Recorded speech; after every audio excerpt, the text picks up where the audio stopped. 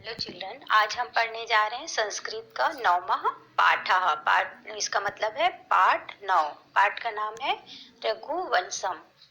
महाकवि कालिदास कृत महाकाव्य रघुवंशम के प्रथम सर्ग से यह पाठ लिया गया है। इस काव्य में राजा दिलीप से लेकर अग्निवर्ण तक इक्ष्वाकु वंशीय राजाओं का वर्णन किया गया है। अब पढ़ेंगे पाठ के बारे में। वैवस्वतो तो मनुर्नाम मानवीयो मनीषीणाम आसीन्नम हिक्षिता मध्यः प्रणक्षछंद सामी।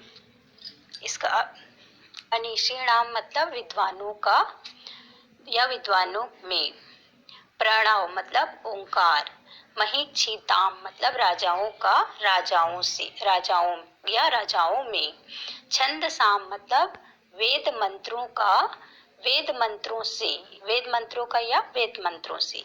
इसका अर्थ है विद्वानों में, मानवीय वेद मंत्रों में, प्रणव छंद के समान राजाओं में वैवस्वत मनु जैसे राजा इस धरती पर हुए। तद नवे शुद्धिमति प्रसूतः शुद्धिमन्तरः दिलीप इति राजेन्दुरिन्दुः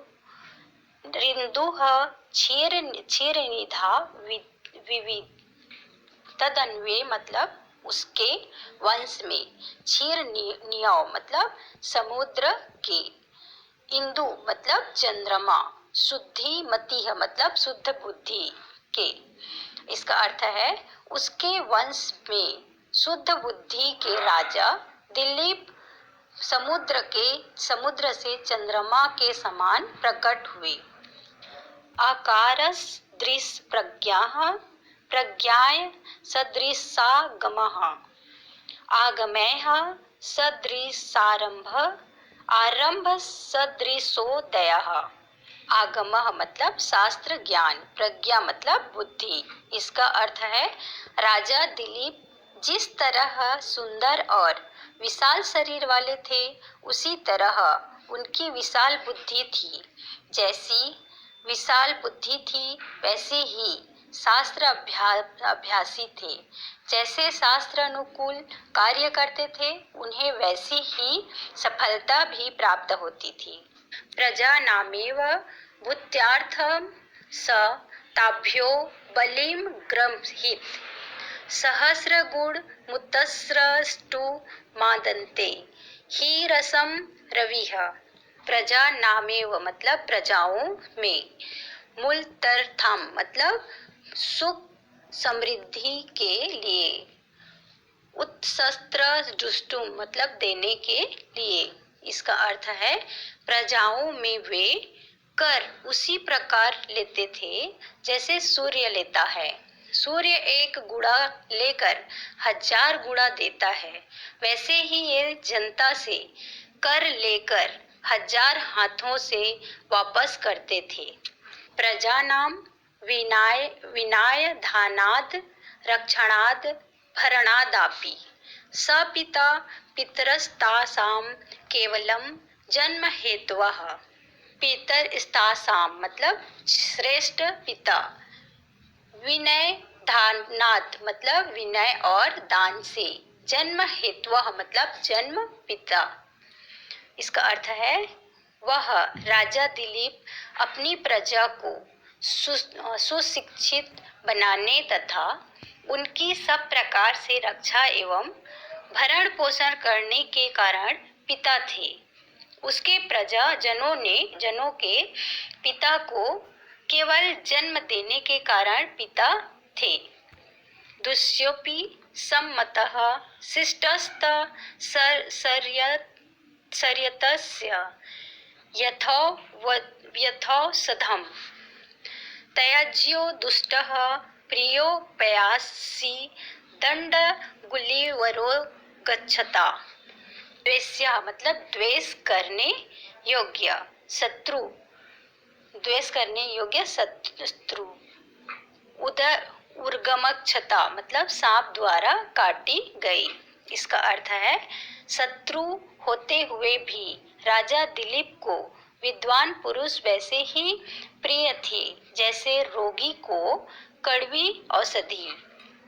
दुष्ट प्रिय बंधु होते हुए भी वैसे ही त्यागने योग्य थे जैसे सांप के द्वारा काटी हुई उंगली होती है।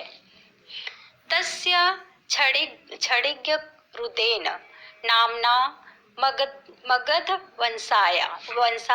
वंशाजा पत्नी सुदक्षिणेत्य सिद्धन्वरा स्वे दक्षिणा सद्ध्वरस्य मतलब ज्ञान की। इसका अर्थ है मुगल वंश में उत्पन्न यज्ञ की रक्षा दक्षिणा से सुदक्षिणा उनकी पत्नी हुई थी, अर्थात राजा दिलीप की पत्नी सुदक्षिणा मगध वंश की तथा यज्ञ से उत्पन्न दक्षिणा के कारण सुदक्षिणा नाम से जानी गई। अर्थाभ्यासचार्य विधाताराम प्रयतौ पुत्र काम्याय तौ दप्ति वसिष्ठस्य गुरो जन्म तुराश्रमम। प्रयोतौ मतलब प्रयत्नशील, विधात्रम मतलब ईश्वर से या गुरु से, पुत्र काम्याय मतलब पुत्र की कामना से। इसका अर्थ है सृष्टि के रचयिता ब्रह्मा जी की पूजा करके पुत्र की कामना से प्रयत्नशील ये दोनों दंपति अपने गुरु वशिष्ठ के आश्रम को गए। हयम गवीन मदाय घोष वृद्धानुपरि स्थितान नाम मेध्यानि पृच्छन्तो वंधानाम मार्ग सखीनाम।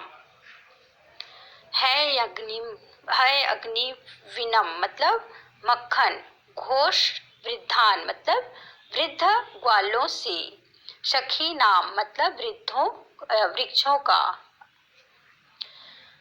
इसका अर्थ है मक्खन लेकर वृद्ध ग्वालों की उपस्थिति में वनों में वृक्षों का और मार्ग का नाम उनसे पूछते हुए वे दोनों गुरु वशिष्ठ के आश्रम में गए। धन्यवाद।